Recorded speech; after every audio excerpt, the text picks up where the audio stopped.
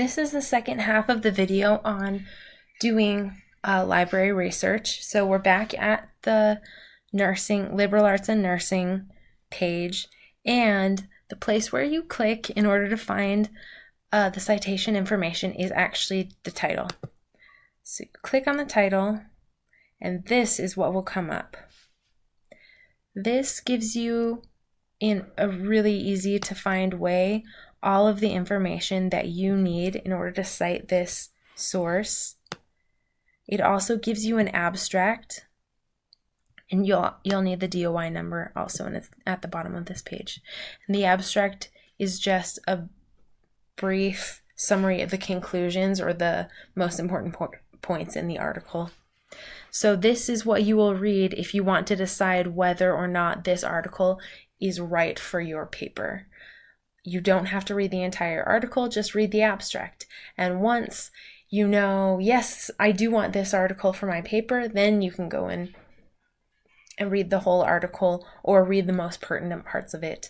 So don't waste your time reading lots of articles that have nothing to do with your research. The other thing you can do for citing is over here on the right side, there's a little button that says Cite. And so you'll come to this citation page and you'll scroll down. There are lots of different citation methods or styles, but what we will be using is, did I skip MLA? Oh no, it's down here, MLA. So it has an MLA works cited entry, and usually these ones are correct, but sometimes they have things that are wrong with them. So if you were doing your works cited page, you would probably just copy that. So Control C, and I have a page up. I'll just call this works cited. And this is what I would do if I were doing a paper like this, because I don't want to have to go back and look it up all over again and cite it later. I'll just write down the citation information now. So I did Control C on the other page, and now on this page I did Control V.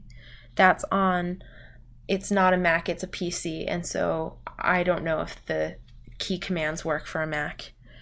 But, and then it turns out that it's green, which obviously is weird, so I merge formatting instead.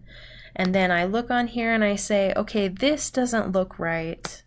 I don't actually want his email address to be part of it, and so I delete that. Then I look through and everything else is right. The other thing with regards to formatting is we want this to be Times New Roman, 12-point font. And there are a couple different ways that you can do the style, or like make it look the way it's supposed to, basically. But what I usually do is this will be double spaced. So I will double space. And then what you do is you want your first line is not indented, but the rest of your lines are. And so I would just highlight the lines that I want to indent, and I would move it. And that is what I do to indent the whole thing.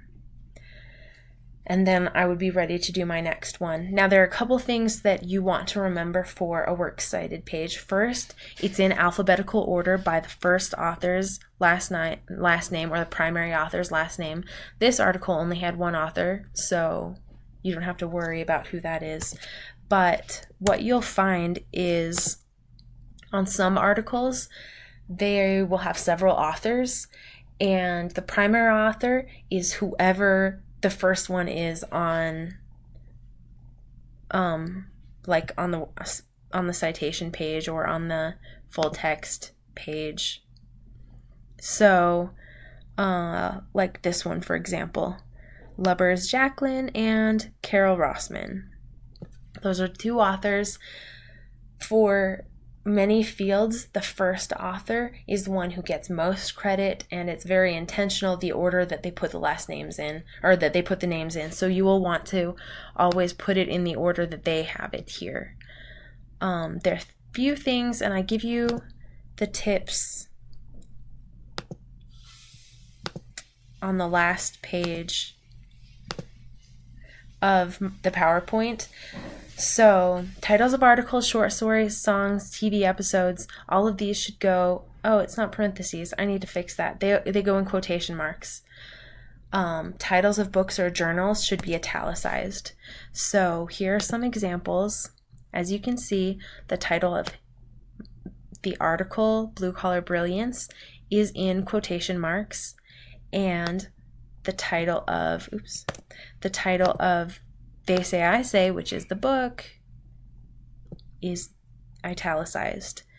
It should always be like that. You'll see it here. Book, title of the article, quotations, title of the journal, The New Yorker, italics, and it's the same here. So the specific article is always in quotations, and it's always first, and then the title of the book or the journal that it's from is always italicized.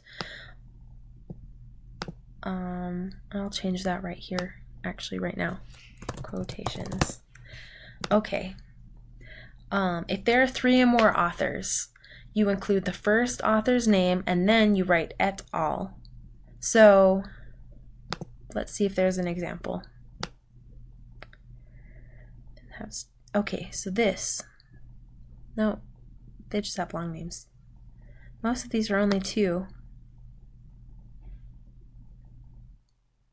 Okay, here's one with 3. So Ashley Franklin, Paulette Burns, and Christopher S. Lee all worked on this. With 3 authors, you can actually choose to write all 3 names, but once you get to 4, you have to do the et al. But how et al works is you will do just the first author's name, so last name, comma, first name, and then you'll do comma, et al, period, and then do in quotations the name of the article. So this is what it would look like. Johnson Martha, et al, and then the name of the article, and then the rest of the citation information.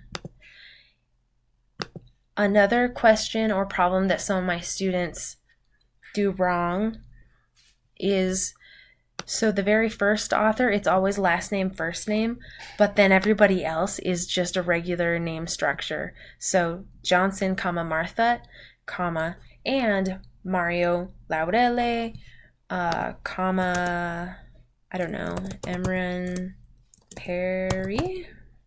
I actually know someone named Emran. Everybody else. And so if you had 3 and you were listing it, you would put the and, obviously, over here. So that is what that would look like. Actually, I'll leave Mario Laurele there. Not that this is a real article, I just made those names up. Okay, so that's what that would look like, and then space, name of article, or title of article.